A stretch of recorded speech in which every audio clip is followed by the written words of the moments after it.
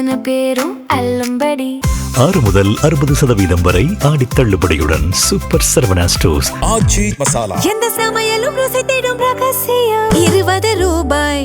ஹாலிடேஸ்னாலே அது நம்ம GT ஹாலிடேஸ் தான். GT holidays, South India's #1 travel brand. You know you are special when you're with GT holidays. தமிழக அரசியலில் அதிமுக என்கிற ஒரு கட்சியே இல்லை. 1 கோடிக்கு மேல் வாக்குகள் வாங்கிய அந்த கட்சி முழுவதுமாக கரைந்து தாவேகாவில் சங்கமித்து விட்டது என கொக்கரிக்கும் தாவேகாவை சார்ந்தவர்களின் கிண்டல் கேலிகளுக்கு பதிலாக அதிமுகவிலிருந்து கொத்து கொத்தாக தாவேகாவில் வந்து இணைகிறார்கள் என ஒவ்வொரு சனிக்கிழமையும் கூட்டம் நடத்தி டிராமா போட்டுக் கொண்டிருக்கிறார் விஜய்.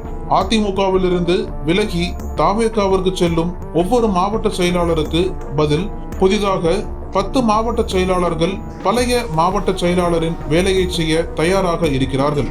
அந்த 10 பேரில் யாரை புதிய மாவட்ட செயலாளராக நியமிப்பது என்பதுதான் எடப்பாடிக்கு சிக்கலாக இருக்கின்றது என அதிமுகவின் மூத்த தலைவர் ரவி குழந்தைவேலு தொலைக்காட்சி விவாதங்களில் ஓங்கி அடித்தபடி பேச அந்த பேச்சு வைரலாகி கொண்டிருக்கிறது. ஆனால் புதுக்கோட்டை சி விஜயபாஸ்கர், கரூர் MR விஜயபாஸ்கர், சண்முகவேல், கடம்பூர் ராஜு, வைகை செல்வன் போன்ற அதிமுக விஐபிக்கள் தாவேகாவில் இணைவது கட்சியை அழித்து விடாதா? இப்படி அதிமுக அழிவதை தோழமை கட்சியான பாஜக எப்படி வேடிக்கை பார்க்கிறது என அரசியல் வட்டாரங்களில் கேள்வி எழுகிறது. தாவேகா என்பது பாஜக மறைமுகமாக உருவாக்கிய கட்சி. அவர்களது செயல்பாடுகள் அனைத்திலும் பாஜகவுடன் அனுசரித்து போகும் போக்குதான் காணப்படுகிறது. பாஜகவின் கொள்கைகளுக்கு எதிராக எதுவும் பேசாத கட்சி தாவேகா. பாஜகவிற்கு நிறைய குடைச்சல் கொடுத்த திமுகவிற்கு எதிராக நிற்கும் கட்சி தாவேகா என்கிற அடிப்படையில் தாவேகாவை ஒரு அனுசரணையான கட்சி என்ற அடிப்படையில் தான் பாஜக பார்க்கிறது.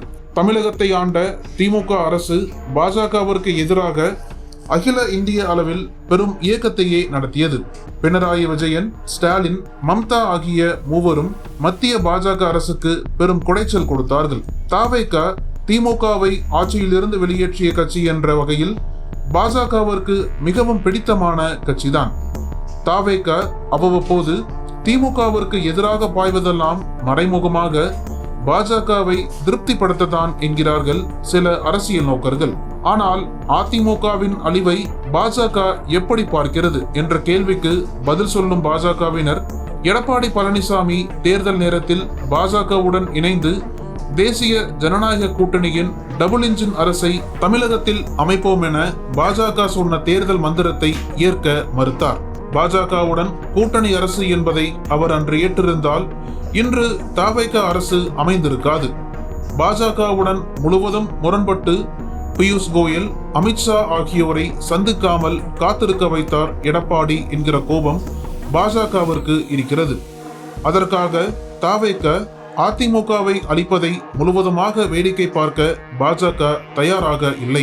ஏகப்பட்ட அதிகாரங்களுடன் இருக்கும் பாஜக குட்கா வழக்கு, சொத்து குவிப்பு வழக்கு போன்ற வழக்குகளில் சிக்கிய புதுக்கோட்டை சி விஜயபாஸ்கர் தாவேகாவிற்கு சென்றதை சிபிஐ வேடிக்கை பார்த்து கொண்டிருந்தது. குட்கா வழக்கில் சி விஜயபாஸ்கர் மீது குற்றப்பத்திரிகை தாக்கல் செய்த சிபிஐ அதில் அவர் 3.5 கோடி ரூபாய் லஞ்சம் பெற்றார் என சொல்கிறது. வருமான வரித்துறையில் அவர் 13 கோடி ரூபாய் பணத்தை திருப்பி கொடுத்தார் என 5 கோடி ரூபாய் பணத்தை கைப்பற்றியதாக வழக்கு பதிவு செய்யப்பட்டது. இந்த வழக்குகளில் ஏதேனும் ஒன்றை நெருக்கினால் விஜயபாஸ்கர் ஐயோ அம்மா என அலறுவார். தேர்தலுக்கு முன்பு விஜயபாஸ்கர் தலைமையிலான ஒரு டீம் எடப்பாடியை மிரட்டியது. அப்பொழுது தலையிட்ட அமலாக்கத்துறை எடப்பாடியை மிரட்டிய 24 பேர்களையும் தனித்தனியாக பிடித்து அவர்களது ஊழல் சொத்துக்களை பற்றி தனித்தனியாக வழக்கு பதிவு செய்து வைத்துள்ளது. அத்துடன் கொடநாட்டில் கைப்பற்றப்பட்ட டாக்குமெண்ட்களில் புதுக்கோட்டை சி விஜயபாஸ்கர் மீது மட்டுமல்ல, அதிமுகவிற்கு எதிர்நிலை எடுத்த SP வேலுமணி, MR விஜயபாஸ்கர் மற்றும் அன்றிருந்த அமைச்சர்களின் அந்தரங்கம், அவர்களது பினாமிகளின் லிஸ்ட், அவர்கள் வாங்கி குவித்த சொத்துக்கள் மற்றும் அதிமுக்கிய விஐபிகளின் பல ரகசியங்களை எடுத்து வைத்துள்ளார் எடப்பாடி. ராஜினாமா செய்த அதிமுக MLAக்களை போட்டியிட வைத்து தாவேகா ஆட்சியை நிலைப்படுத்த விஜய் முயற்சிக்கிறார்.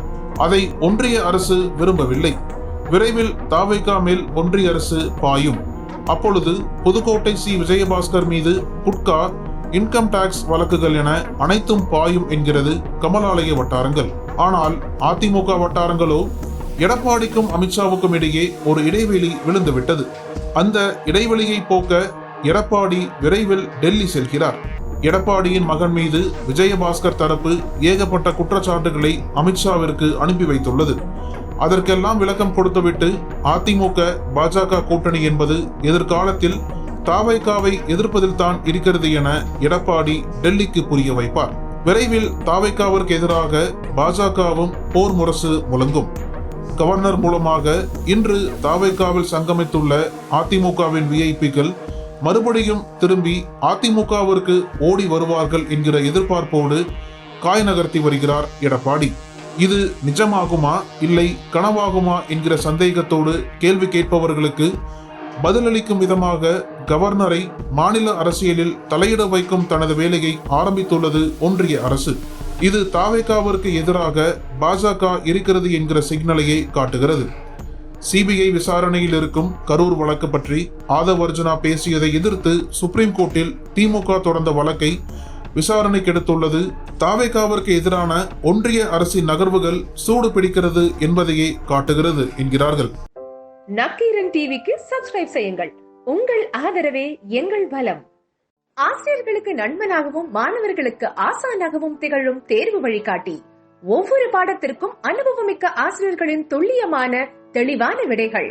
CNC இருக்கு, தேர்வு பயம் எதற்கு? இது தீரன் பப்ளிஷிங் ஹவுஸ் விற்பனை வெளியீடு.